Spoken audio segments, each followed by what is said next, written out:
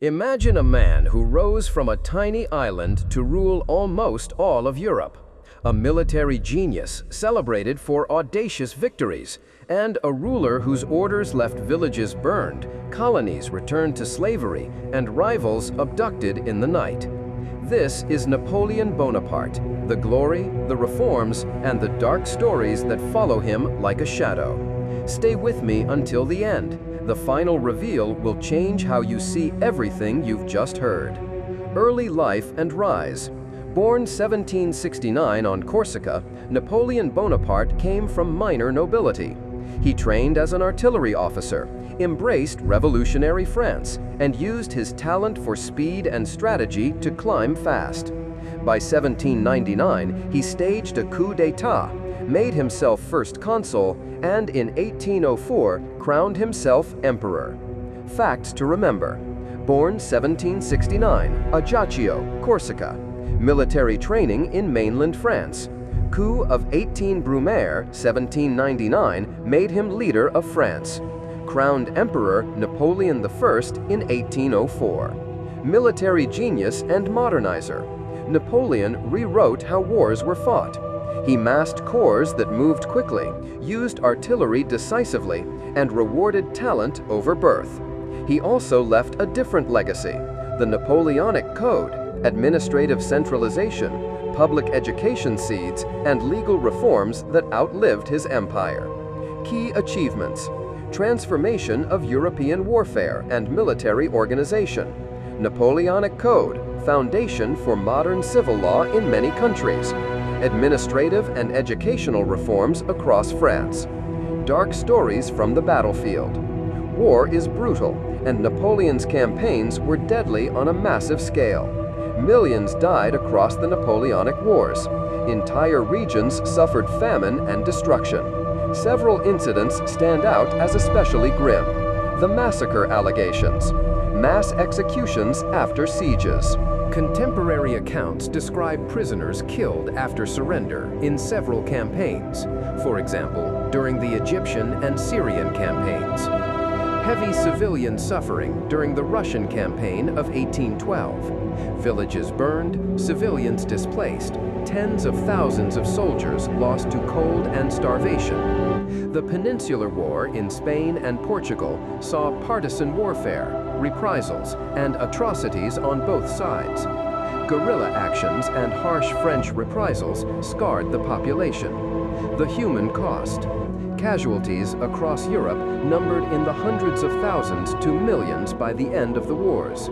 Conscription and relentless campaigning turned many regions into theaters of continuous misery. Political repression and targeted killings. Napoleon consolidated power not just on battlefields, but through police, censorship, and ruthless decisions. The Duc d'Enghien. In 1804, a Bourbon prince, the Duc d'Enghien, was abducted from Baden by French agents, brought to France, tried in a military commission, and executed. The affair shocked Europe, and many contemporaries saw it as a politically motivated assassination. Police and censorship.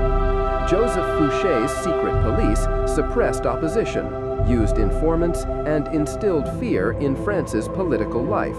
Strict censorship curtailed newspapers, books, and theater that criticized the regime. The colonial darkness. Perhaps the darkest and most consequential of Napoleon's decisions was about slavery and empire. Reinstating slavery. In 1794, the French Revolution had abolished slavery in French colonies. In 1802, Napoleon moved to restore it, sending an expedition under General Leclerc to reconquer colonies. A brutal campaign, especially in Saint-Domingue, Haiti. Thousands were killed or deported. Disease and fighting devastated the population. The decision helped ensure that France's imperial gains came with the return of human bondage in parts of its colonial empire. Haiti and the consequences. The revolt in Saint-Domingue, led by Toussaint Louverture, had won de facto independence. Napoleon's attempt to reimpose control failed and indirectly led to Haiti's independence in 1804. but the attempt produced immense suffering and death. Personal life and ruthless decisions. Napoleon's personal relationships were intertwined with power.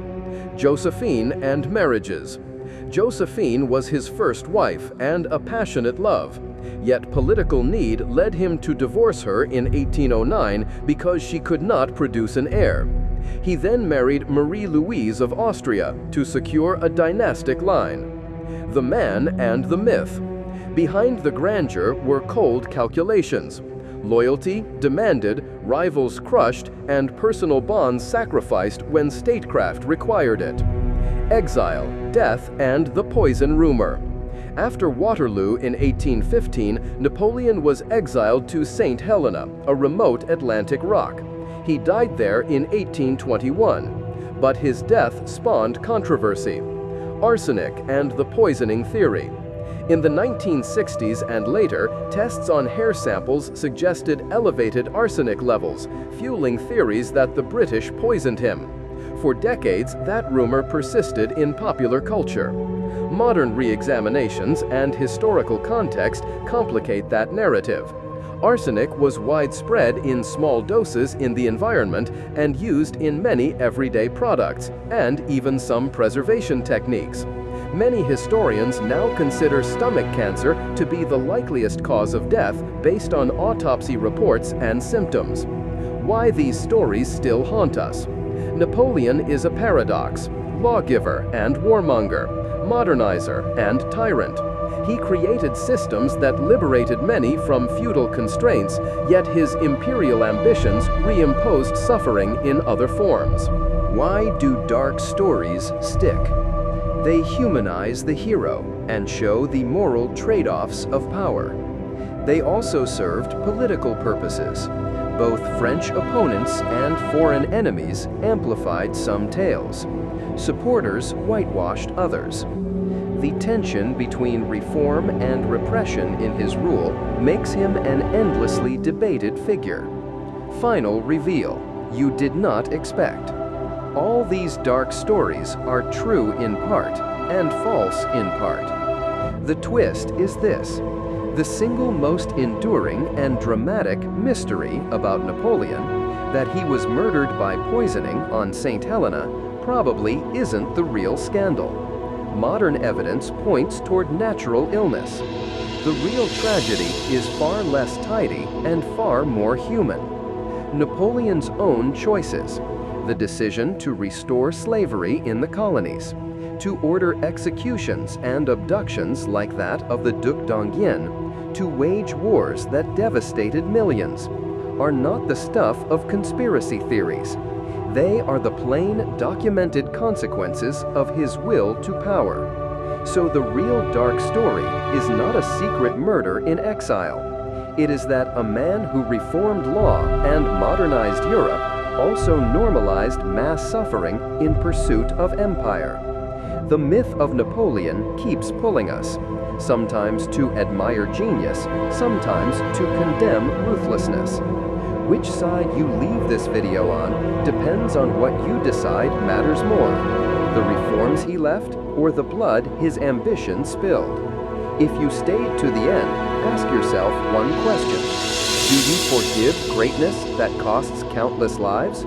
Or does the cost outweigh the accomplishment? Thank you for watching.